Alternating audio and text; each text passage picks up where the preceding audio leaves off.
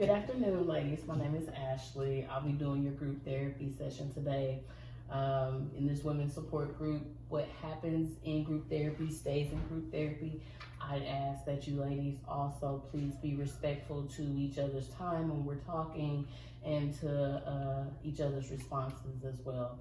Just a little bit about myself. Like I said, my name's Ashley. I've been doing this for a little bit now, and I really like to help the community. So that's enough about me. More about you ladies. Just introduce yourselves and just let me know what you're planning to get out of this group therapy session.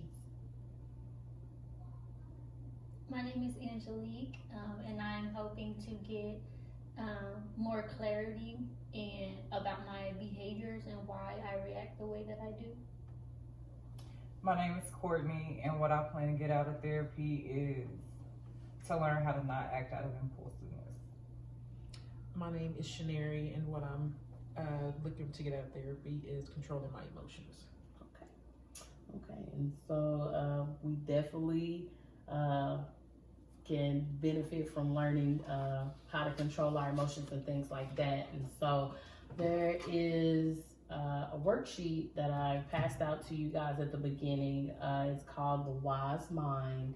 If you ladies could just pull that out to the front. Basically, we're gonna talk about how our emotions or how our thoughts can spark emotions that can also cause specific behaviors to happen, depending upon the mindset that we're in.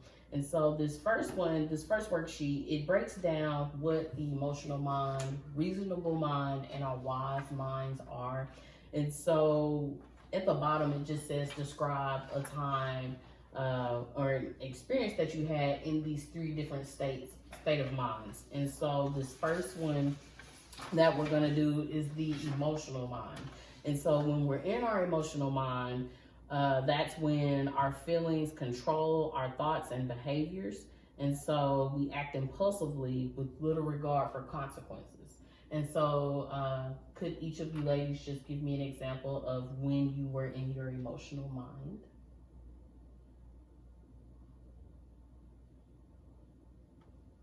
I would say for me, I had an experience with another female where I was very disrespected. I showed up to a party with a dude, and they were friends. I don't know, for whatever reason, she didn't like me. She kept making like distasteful comments towards me, started disrespecting me. And then later on in the night, as we all like started drinking and everything, we exchanged some words, and then ended up getting into a physical altercation. And I would say I definitely let my emotions of the disrespect get the best of me. So when she was disrespecting you, what thoughts and emotions were you feeling at that time?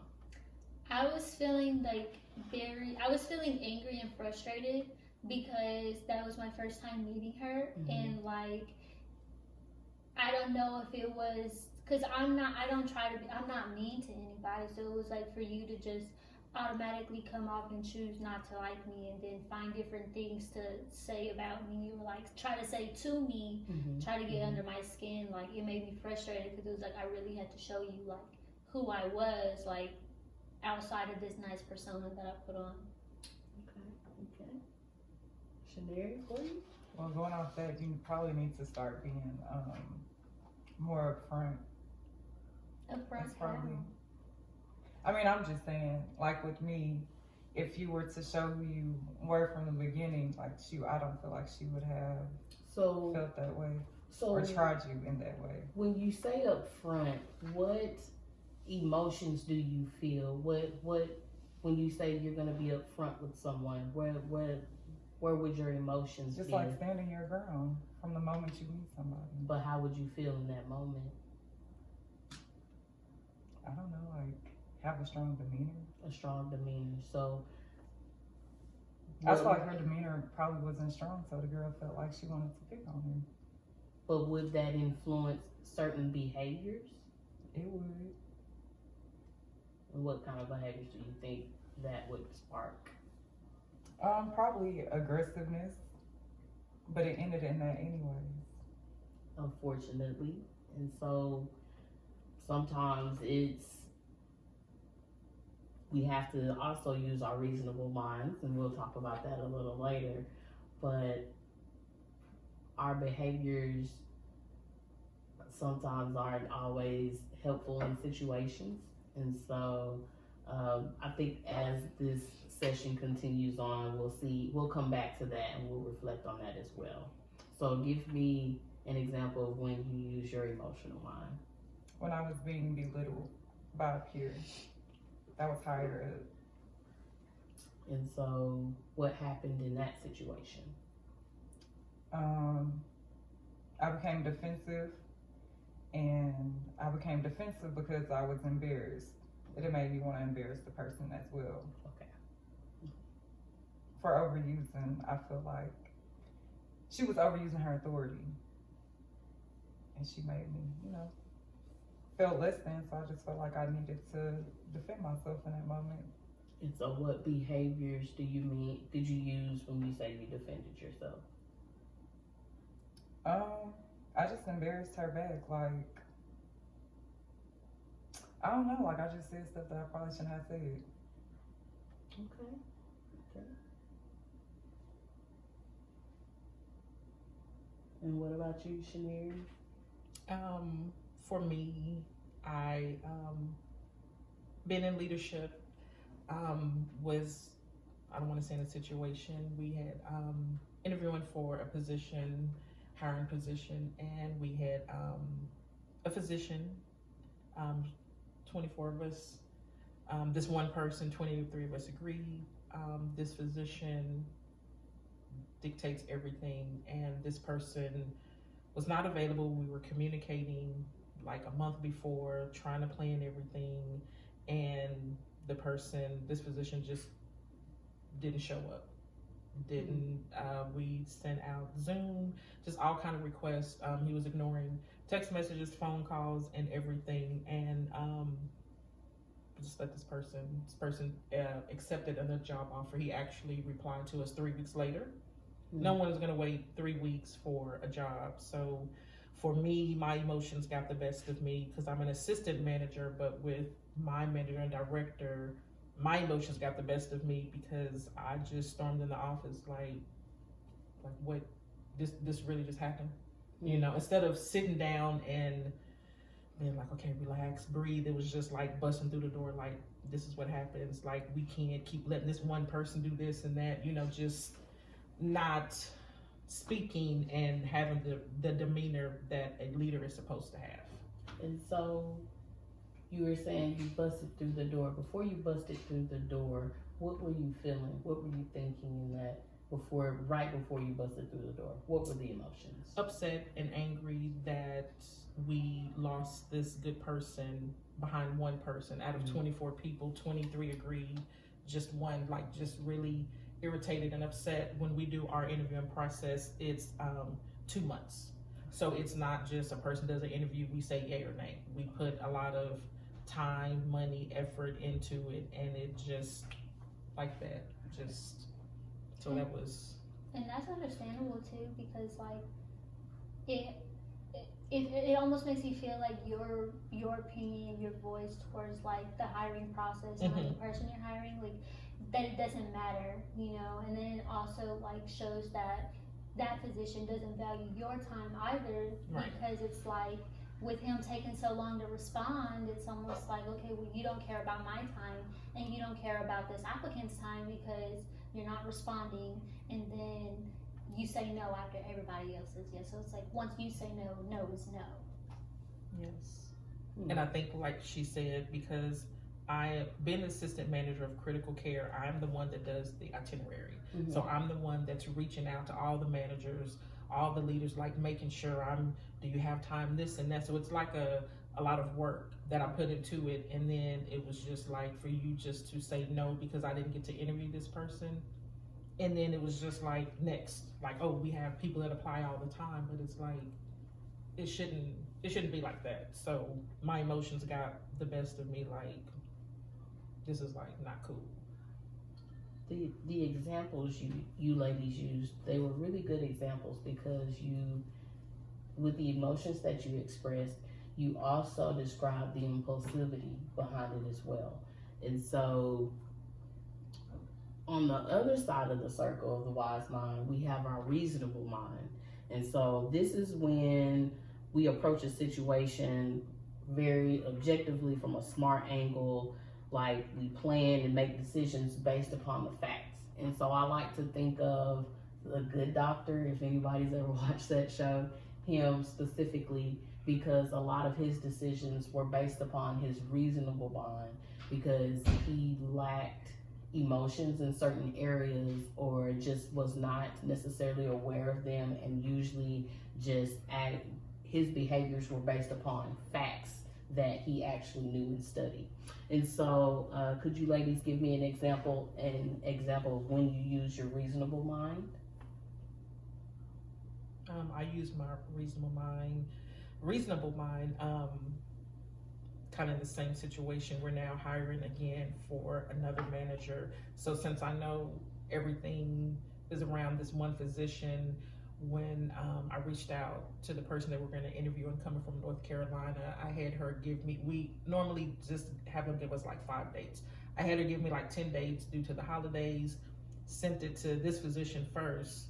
So it's like, since you're the person that can make it happen, like you're the yay and nay person, I'm gonna send this to you. You tell me what days or what day works for you. And this time he wants to do a two-day interview. So it's like, you tell me what day so I can let this person know, and then I can go back to all the managers. And, you know, because we have to get the position filled. So 3 years is a long time to go without a ECMO manager. So Understanding. Yes. Courtney, Angelique. I use my reasonable mind when I have to act off of choosing to walk away from a situation or using an impulsive, or going with my impulsive thought, because that's normally violent. Okay. So, is it like when you walk away because you know if you hit somebody, something's gonna happen from like a lawful standpoint? Like, what do you mean? I know that it's either gonna be one or two things. It's gonna escalate, or I'm gonna be in jail. Okay.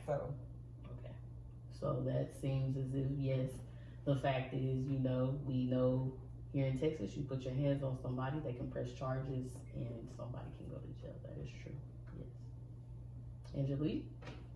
For me, I would say for my job, I would say I would use my reasonable mind, like when it comes to like saying no to things I'm uncomfortable doing. Like, for example, like my boss will often ask me to like draw blood for like patients and all this other stuff. I'm not certified for phlebotomy, so it's like I feel like my reasonable mind would be like ethically like is wrong, and like I'm uncomfortable because I don't want to be held liable for doing something wrong, because I don't even know how to do it.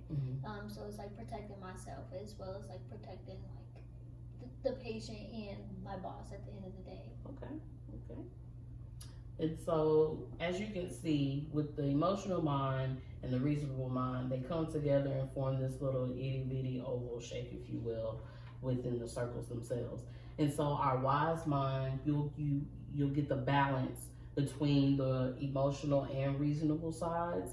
And so, this allows us to recognize and respect feelings while also being able to respond to them in a reasonable manner, in a rational manner.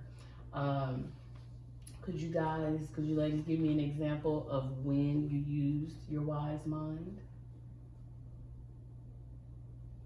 When I'm at work and I get irritated, I like to use my wise mind by not letting my emotions like get the best of me, whether I'm frustrated with either a patient or another like staff member. I kind of just like turn the other cheek and just like take a deep breath rather than like, I guess like using my emotional mind, and like wanting to cuss somebody out or like storming out and just like not wanting to deal with anybody. Okay. Mary Courtney? For me, I use my wise mind every day. Being in leadership, it's not my employees that I have, the issues with, that I have to use that. It's more of other leaders, because everybody's work ethics are different. Managers and leaders are two different things, and I'm a leader, so sometimes managers they just manage, they don't lead. So I have to, like my department, I run a tight ship, but my employees know at the same time I'm really chill, I'm open, like I have no problems with them. But when you're in an organization as a whole, you want it to run the same, you want to mirror each other's department, and it's just sometimes a lot of times just having to be quiet because you have other leaders. Well, that's not how I'm going to run mine, and I'm going to do this and that. But to me, you have to be one in accord to be successful. Yes. So I have to just sometimes just zip it, because it's it's where I'm at now. It took me a while to get there, but being a leader, you have to watch your words because everybody's listening, everybody's watching. So it can be gone like that. So I have to put on that wise hat and just be like, mind your business, stay in your lane. As long as your department is functioning properly, that's all you can do. Okay. Yep, that's right. Courtney? I feel like I use my wise mind even in a state of anger because I still care about other people's feelings. And that's definitely necessary, because sometimes we'll come across people that bring out the worst of us, and we have to really use our wise mind to, recognize that we're upset, but also be able to walk away. That behavior of not giving into that temptation of going down a path that could cause bad behaviors. That's very true. So we also there's another worksheet that I got for you ladies, and this is about our wiser self, your wisest self. We'll start it now, but I'd like for you ladies to go home and complete this between our session before next week. And so we'll just start with the first one, but basically the focus of this exercise is to imagine you're reaching the end of a long, fulfilling life. Before you die, you'd like to offer your guidance to your present day self. So you're going to answer the questions below from the perspective of your future wiser self, and then you'll feel free to include in any experiences you've had as well as experiences you hope to have. So we'll only do the first one just because I really just want to hear what you ladies have to say as far as this specific worksheet. So it says, looking back, what accomplishments, experiences, or realizations mattered most?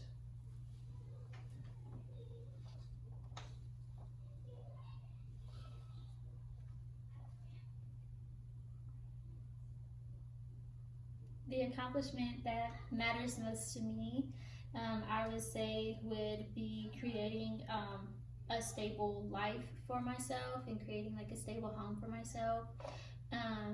Because as I was like growing up, I didn't really have I wasn't really able to depend on my parents to really take care of me and to really like provide the childhood that every other kid in my grade was able to have. And then I dealt with a lot of like my parents over sexualizing me to like men and different things like that. So I didn't really have like a stable home. Okay. So I would say the accomplishment that matters most is just to be able to have what I have now and have that sense of dependency on myself, and knowing that I don't have to depend on anybody else to sit here and provide for me or like sit here and take care of me, and that I'm able to function by myself and not have to sit here and ask anybody for help. Okay. My biggest accomplishment would be becoming and being a mother and being able to provide for my kids without having to depend on anyone else. Like, I'm the sole provider, and that's an accomplishment for me. I would say mine's similar to yours. As growing up as a kid, not being able to depend on your parents when you want to make fast, easy money. get involved with the wrong people, drug dealers, all this other kind of stuff, and just having any and everything you want, but at the same time not having peace.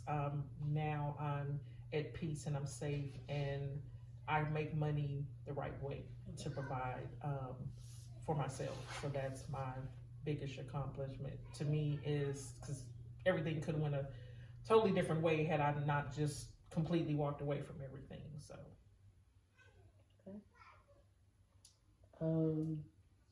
so tell me, what do you ladies like about this session? What did you get out of this session today?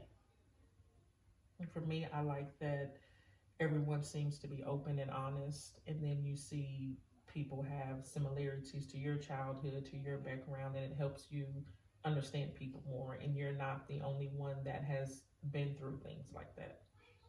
Okay. So it helps to know that someone else is coming out on the other side too, like yourself.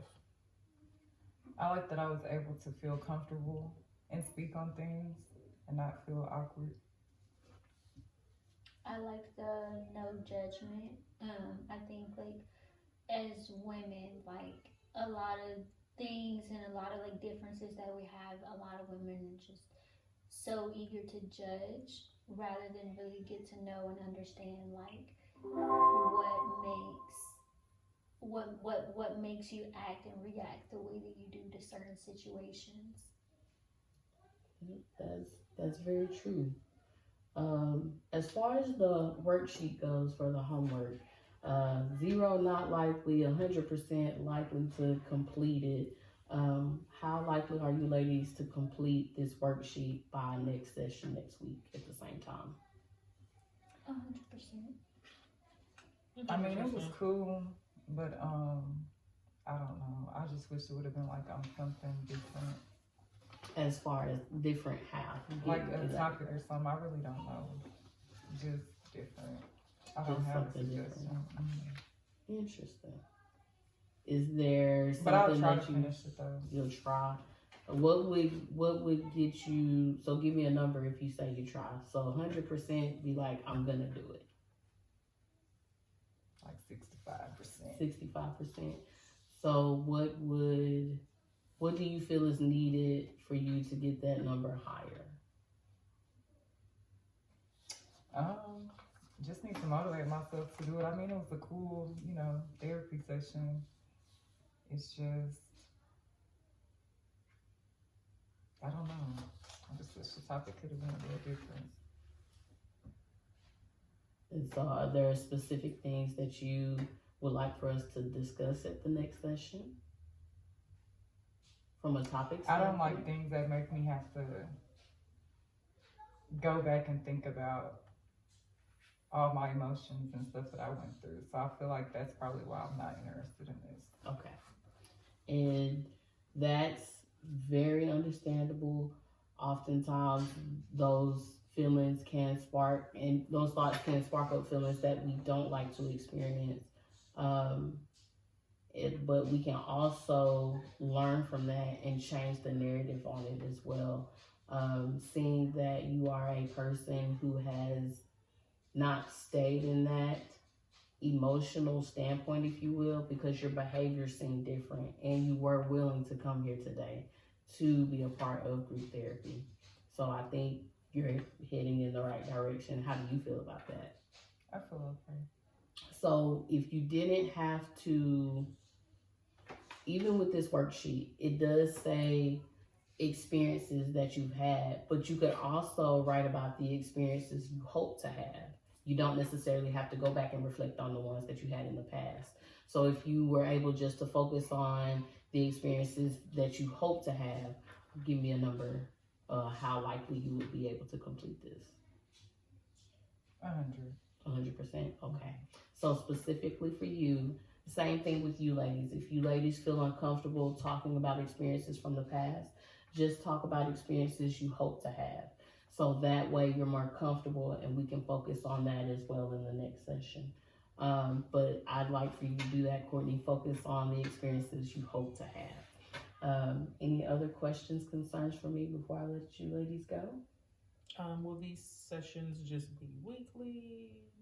Yes, these Or- sessions, yes, ma'am. These sessions are at the same time every day. It'll be a limited amount of sessions, but the biggest thing is it just depends on how you ladies feel to see the progression where you're at. It's not my pace, it's yours. And so I really just want you ladies to be comfortable in each session that we have. Any other questions, concerns? I would say none for like the group, but Courtney, I want you to know that like we're here for you. And like if you want to like talk outside of this, like we can. Like I don't want you to feel like group therapy is like the only time that you can like reflect on like the past or like things that you want for the future. Thank you. And that's a nice thing about having these women support groups. I have seen other clients in the past support each other outside of this, and there is a difference when the backgrounds are very similar, and then they form a cohesiveness where they're able to work through certain things, and the behaviors change. Emotions are different when they do reflect back when they feel like they're ready. So thank you for that, Angelique. Any other questions, concerns before I let you ladies go? Next week, if we're not comfortable, like with what we're putting down here, do we have to read it out loud, or? If you don't feel comfortable reading it out loud, I'm not going to make you. This is your session, and I always want you ladies to feel comfortable. And so that's why I was saying, if you write about the experiences that you hope for, I think you'd seem more comfortable with that. I could be wrong, but no, I am not going to make you read it out loud. No. Any other questions, concerns? No? No? Alrighty, I will see you ladies next week. You have a good evening. Thank you.